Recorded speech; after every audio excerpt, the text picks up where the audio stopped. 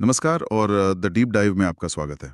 नमस्कार। आज हम डेव रैमसे की वो जो काफी चर्चित किताब है the hmm, total money makeover, hmm, उस पर थोड़ी गहराई से बात करेंगे। हाँ हमारे पास इस किताब का एक अच्छा खासा डिटेल्ड सार है और उसी के बेसिस पर हम ये चर्चा कर रहे हैं। जी। तो मकसद ये है कि इस किताब के पीछे के जो मुख्य आइडियाज हैं और वो जो उनकी फेमस 7 स्टेप योजना है हाँ उसको समझें। हाँ, जिसने कहते हैं लाखों लोगों की मदद की है कर्ज से निकलने में और फाइनेंशियल फ्रीडम पाने में। बिल्कुल। हम्म तो अगर पैसे को लेकर थोड़ी भी गंभीरता है किसी में, तो ये बातचीत यकीनन शायद कुछ सोचने पर मजबूर करे, कुछ रास्ते दिखाए। हाँ, काम की हो सकती है। तो चलिए शुरू करते हैं। सबसे पहले थोड़ा सा लेखक के बारे में बात कर लेते हैं, डेव रैमसे। हाँ आज तो खैर जाने माने फाइनेंशियल एक्सपर्ट हैं, रेडियो होस्ट, लेखक, हाँ सब कुछ है। हाँ लेकिन दिलचस्प बात यह है, और शायद इसी से उनकी सलाह में वजन आता है, हाँ कि वो खुद अपनी जवानी में दिवालिया हो गए थे। अच्छा खासा कर्ज था उन पर। बिल्कुल। और कहते हैं ना कि ठोकर खाकर ही अकल आती है। उनका वो अनुभव ही वही उनके पूरे फलसफे की क्या कहते हैं नींव बना। अच्छा। जब वो पूरी तरह टूट चुके थे तब उन्होंने डिसिप्लिन और कुछ बाइबल आधारित धन सिद्धांतों का सहारा लेकर खुद को फिर से खड़ा किया। उनका एक बहुत सीधा और सख्त मैसेज है, कर्ज पैसे का सबसे बड़ा दुश्मन है। दुश्मन मतलब इतना सख्त? हाँ, वो मानते हैं कि ये आपको आगे बढ़ने ही नहीं देता। तो ये किताब असल में कर्ज से पूरी तरह छुटकारा पाने और एक लॉन्ग टर्म फाइनेंशियल सिक्योरिटी बनाने के लिए एक स्टेप बाय स्टेप गाइड जैसी है। मतलब कोई फटाफट अमीर बनने का नुस्खा नहीं है ये? बिल्कुल नहीं, बिल्कुल नहीं। ये मेहनत और अनुशासन की बात है। हाँ, और किताब का जो मूल विचार जो हमारे स्रोत में भी बताया गया है वो बेबी स्टेप्स यानी छोटे छोटे कदमों के कॉन्सेप्ट पर आधारित है। जी, ये कोई एक बार में पहाड़ चढ़ने जैसी बात नहीं करते, बल्कि 7 बिल्कुल साफ एक्शन लेने लायक कदम बताते हैं, जिनका पालन करके कोई भी अपनी फाइनेंशियल डायरेक्शन बदल सकता है। सही कहा। ये इस सोच पर आधारित है कि भाई बहुत कॉम्प्लेक्स स्ट्रैटेजी या शॉर्टकट अपनाने के बजाय छोटे संभालने लायक काम करना वो ज्यादा असरदार होता है। अच्छा। असल में ये पैसे से ज्यादा ना बिहेवियर चेंज के बारे में है। अनुशासन और लगातार कोशिश, इस पर जोर है। ठीक है। तो पहला पड़ाव क्या है? स्रोत कहता है $1000 का आपातकालीन फंड बचाना। हाँ। अब सुनने में $1000 भारत में सोचें तो करीब 70-80 हजार रुपए, शायद बहुत बड़ी रकम न लगे, खासकर इमरजेंसी के लिए। पर यह पहला कदम इतना जरूरी क्यों माना जाता है? ये इसलिए जरूरी है क्योंकि देखिए, जिंदगी कभी भी कुछ भी हो सकता है ना? हाँ बिल्कुल। अचानक गाड़ी खराब हो गई, कोई छोटा मोटा मेडिकल बिल आ गया। अब अगर ये छोटा सा फंड भी पास नहीं होता तो अक्सर लोग क्या करते हैं? क्रेडिट कार्ड निकाल लेते हैं या किसी से उधार मांग लेते हैं, और वहीं से वो कर्ज का जो चक्कर है वो फिर शुरू हो जाता है या और गहरा हो जाता है। अच्छा। ये $1000 का फंड एक सेफ्टी नेट, एक बफर की तरह काम करता है, ताकि छोटी मोटी अनएक्सपेक्टेड जरूरतें आपकी जो कर्ज चुकाने की योजना है ना उसको पटरी से ना उतार दे। मतलब एक तरह का साइकोलॉजिकल कवच भी है ये। बिल्कुल बिल्कुल। लक्ष्य ये है कि इसे जल्द से जल्द बनाया जाए। रैमसे तो यहाँ तक कहते हैं कि भाई इसके लिए चाहे कुछ पुराना सामान बेचना पड़े या कुछ एक्स्ट्रा घंटे काम करना पड़े, कर लो। ये पहला डिसिप्लिन है जिसे सेट करना है। ये नींव का पहला पत्थर है, समझ लीजिए। ठीक है, ये समझ आता है। अब दूसरा कदम, डेट स्नोबॉल विधि का उपयोग करके सभी कर्ज, घर के लोन को छोड़कर चुकाना। हाँ, यहाँ बात वाकई दिलचस्प हो जाती है। ये तरीका ये थोड़ा अलग है। इसमें क्या करना होता है? इसमें आपको अपने सारे कर्जों की एक लिस्ट बनानी होती है। मतलब credit card, personal loan, car loan, student loan, सब कुछ, सिवाय आपके घर के लोन के। अच्छा, घर का लोन छोड़कर। हाँ, उसे अभी छोड़ देना है। फिर इन कर्जों को उनकी जो बकाया राशि है उसके हिसाब से लगाना होता है। सबसे कम बकाया वाले कर्ज से शुरू करके सबसे ज्यादा बकाया वाले कर्ज तक। सबसे कम से सबसे ज्यादा ब्याज दर के हिसाब से नहीं। यहीं पर रैमसे का तरीका जो ट्रेडिशनल सलाह है ना, हाँ। उससे अलग है। हाँ, क्योंकि आमतौर पर तो यही सुनते हैं भाई जिसका ब्याज सबसे ज्यादा है उसे पहले खत्म करो। हाँ, उसे डेट एवलंच कहते हैं, और गणित के हिसाब से देखें तो वो शायद ज्यादा फायदेमंद लगे। पैसे बचेंगे ब्याज पर। हाँ, लॉजिकल तो वही लगता है। लेकिन रैमसे का मानना है कि पैसा संभालना ये 80% व्यवहार का खेल है और सिर्फ 20% ज्ञान का। अच्छा, 80% व्यवहार। हाँ, तो डेट स्नोबॉल विधि जो है वो साइकोलॉजिकली बहुत पावरफुल है।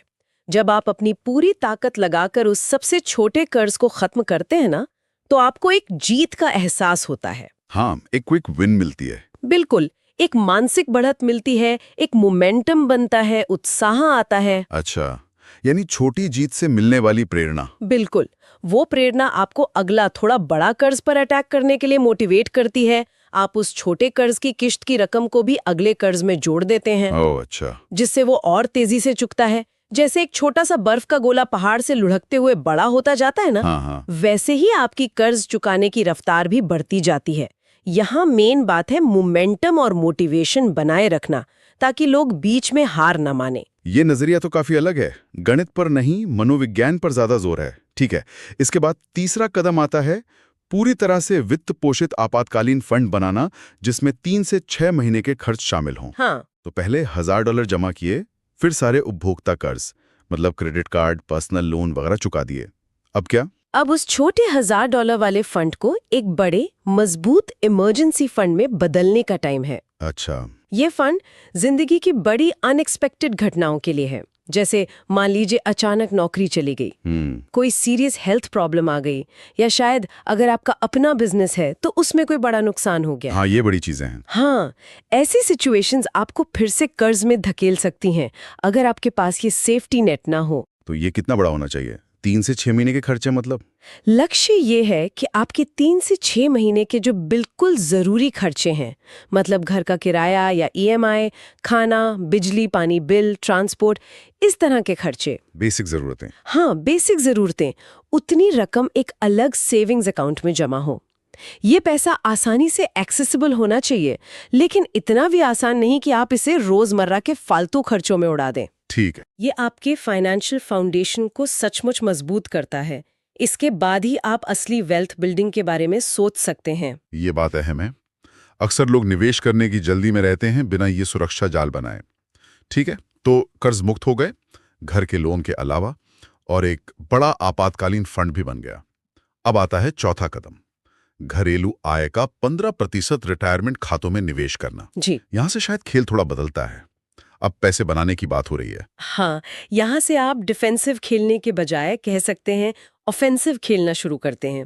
मतलब वेल्थ क्रिएशन पर फोकस करते हैं। अच्छा। जब कर्ज का बोझ हट गया और इमरजेंसी सेफ्टी भी है, तब डेव रैमसे सलाह देते हैं कि आप अपनी कुल घरेलू आय यानी ग्रॉस इनकम का 15% हिस्सा रिटायरमेंट के लिए इन्वेस्ट करना शुरू करें। 15%? ये तो काफी बड़ी रकम लग सकती है कई लोगों के लिए, खासकर मान लीजिए भारत जैसे देश में जहां बचत दरें वैसे भी दबाव में रहती हैं। ये निश्चित रूप से एक चैलेंज हो सकता है, और रैमसे भी मानते हैं कि इसके लिए शायद लाइफस्टाइल में कुछ बड़े बदलाव करने पड़ें, खर्चों में कटौती करनी पड़े। लेकिन उनका तर्क ये है कि भाई अगर एक सिक्योर रिटायरमेंट चाहिए तो ये प्रायोरिटी होनी चाहिए। और यहाँ सबसे जरूरी बात है जितनी जल्दी हो सके शुरुआत करना। क्यों?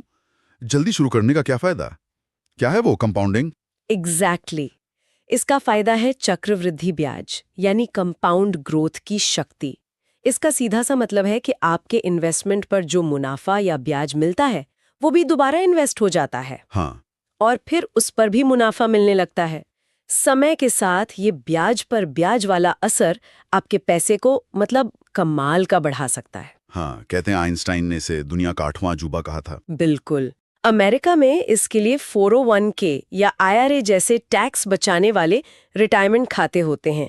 भारत में भी भविष्य के लिए बचत करने के बहुत अच्छे विकल्प हैं, जैसे EPF है, PPF है, NPS है, और इक्विटी म्यूचुअल फंड्स में SIP तो है ही। ठीक है, तो चौथा कदम भविष्य को सुरक्षित करने के बारे में है।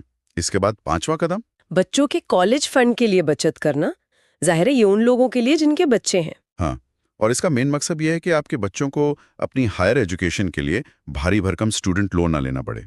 मतलब जिस कर्ज के जाल से आप निकले हैं उसमें अगली पीढ़ी न फंसे। बिल्कुल वही। इसके लिए भी खास तरह के बचत खाते या इन्वेस्टमेंट प्लान्स होते हैं। जैसे अमेरिका में 529 प्लान काफी पॉपुलर हैं। और भारत में लोग इसके लिए भी म्यूचुअल फंड SIPs का इस्तेमाल कर सकते हैं, या फिर सुकन्या समृद्धि योजना जैसी सरकारी स्कीमें भी हैं जो बेटियों की शिक्षा और शादी के लिए हैं। काफी विकल्प हैं, लेकिन यहाँ एक और दिलचस्प बात स्रोत में बताई गई है। रैमसे इसे पैसे बचाने पर ही जोर नहीं देते इस स्टेप में। बिल्कुल। वो इस बात पर भी उतना ही जोर देते हैं कि बच्चों को छोटी उम्र से ही पैसे की कीमत सिखाएं, उन्हें बजट बनाना और बचत करना सिखाएं। हाँ, ये जरूरी है। ये सिर्फ कॉलेज के लिए फंड जमा करने के बारे में नहीं है, बल्कि अगली पीढ़ी को आर्थिक रूप से जिम्मेदार बनाने के बारे में भी है। ये एक तरह का संस्कार देना है। ये अच्छी बात है। अब आते हैं छठे कदम पर, अपना घर जल्दी चुकाना, यानी होम लोन से मुक्ति। ये तो बहुत बड़ा लक्ष्य लगता है। हाँ, ये एक बड़ा माइलस्टोन है। जब आप रिटायरमेंट के लिए 15% इन्वेस्ट कर रहे हैं, बच्चों की पढ़ाई के लिए भी बचत कर रहे हैं अगर लागू होता है, और आपके पास कोई और कर्ज नहीं है, तब रामसे कहते हैं कि अपनी सारी एक्स्ट्रा फाइनेंशियल एनर्जी अपने घर के लोन को जल्द से जल्द चुकाने में लगा दें। हर महीने अपनी ईएमआई से ज्यादा पेमेंट करें, जितना भी मुमकिन हो। इसका क्या फायदा होगा? लोन तो वैसे भी लंबा चलता है, ब्याज भी कम होता जाता है धीरे धीरे। सबसे बड़ा फायदा है मानसिक शांति और पूरी तरह से कर्ज मुक्त होने का एहसास। सोचिए, आपके सिर पर कोई बड़ा लोन नहीं है, आपका घर पूरी तरह से आपका है। हाँ, ये तो बड़ी बात है। ये आपको जबरदस्त फाइनेंशियल फ्लेक्सिबिलिटी देता है। आपके महीने के खर्चे काफी कम हो जाते हैं और वो पैसा आप कहीं और इस्तेमाल कर सकते हैं या और ज्यादा इन्वेस्ट कर सकते हैं। ये पूरी फाइनेंशियल फ्रीडम की तरफ एक बहुत बड़ा कदम है। और फिर आता है 7वां और अंतिम कदम, धन बनाना और उदारता से दान देना। लगता है ये मंजिल है, final step.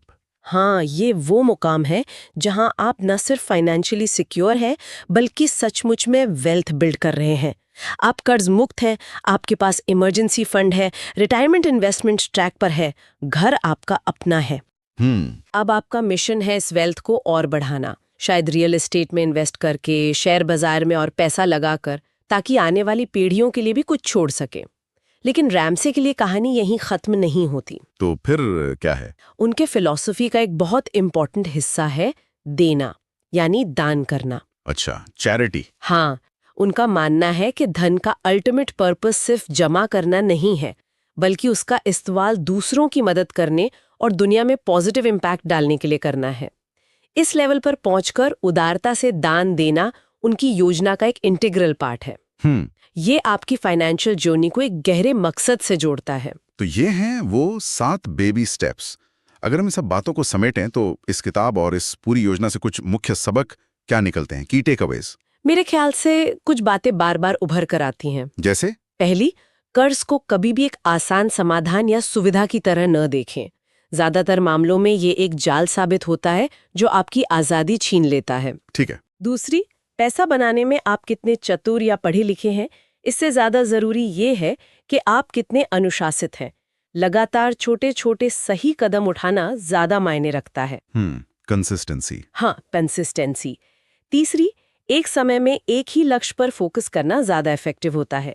In baby steps का जो सीक्वेंस है वो इसीलिए बनाया गया है, जटिलता पर निरंतरता भारी पड़ती है। ओके। चौथी, इमरजेंसी फंड, उस पर कोई समझौता नहीं, वो आपकी सेफ्टी की पहली दीवार है, उसे मजबूत रखना ही होगा। बिल्कुल। और पांचवी, पैसा अपने आप में लक्ष्य नहीं है, असली लक्ष्य है स्वतंत्रता, अपने जीवन के विकल्प खुद चुनने की स्वतंत्रता, बिना पैसे की चिंता के। ये बातें सोचने पर मजबूर करती हैं। ये ज्यादातर स्ट्रैटेजी के बजाय व्यवहार और माइंडसेट बदलने पर जोर देती हैं। बिल्कुल, ये पूरी योजना इस बात पर आधारित है कि फाइनेंशियल सक्सेस अक्सर किसी सीक्रेट फॉर्मूला या कॉम्प्लेक्स इन्वेस्टमेंट प्रोडक्ट से नहीं मिलती। हाँ। ये मिलती है अपना व्यवहार बदलकर, लगातार कोशिश करके और एक आजमाई हुई योजना पर धैर्य से टिके रहकर।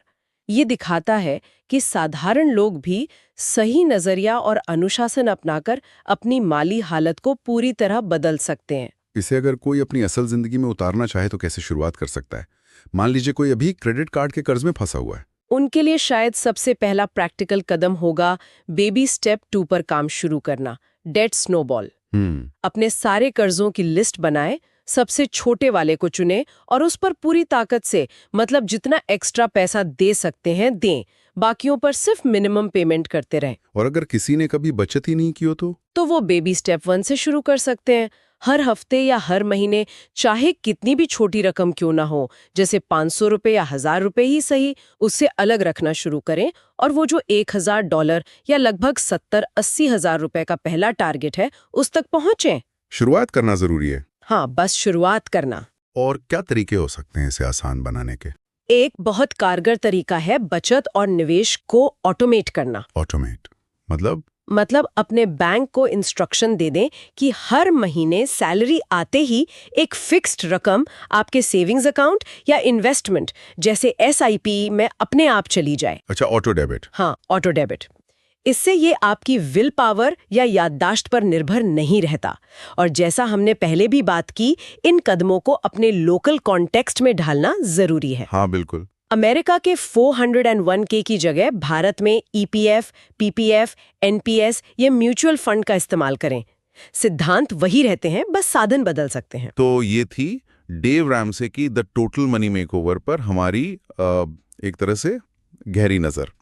ये किताब कर्ज से छुटकारा पाने और फाइनेंशियल फ्रीडम हासिल करने के लिए एक बहुत ही क्लियर, सीधी साधी रूपरेखा देती है। हाँ, स्रोत का सार यही कहता है कि इन कदमों पर लगातार चलने से अपने फाइनेंशियल जीवन को बदलना वाकई मुमकिन है। स्वतंत्रता या फाइनेंशियल फ्रीडम की बात करते हैं तो इसका असली मतलब क्या है हर किसी के लिए?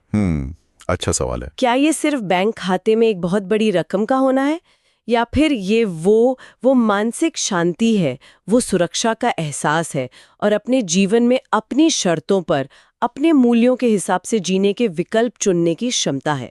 डेव रैमसे का नजरिया निश्चित रूप से पैसे से ज्यादा मन की शांति और ऑप्शंस की आजादी पर जोर देता है। सही कहा। और इस पर सोचने के लिए एक आखिरी विचार छोड़ जाते हैं। मान लीजिए कोई इन 7 बेबी स्टेप्स को पूरा कर लेता है, वो धन बनाने और देने की स्थिति में पहुंच जाता है जी। तो इसके बाद वो अपनी इस फाइनेंशियल ताकत को अपने पर्सनल वैल्यूज, अपने पैशन और जीवन के जो बड़े लक्ष्य हैं उनके साथ और बेहतर तरीके से कैसे अलाइन कर सकता है? हाँ, मतलब सिर्फ अमीर बनना काफी नहीं है। हाँ, ये उससे आगे की बात है। ये एक पर्पसफुल और मीनिंगफुल फाइनेंशियल लाइफ जीने के बारे में है। इस पर आगे सोचा जा सकता है।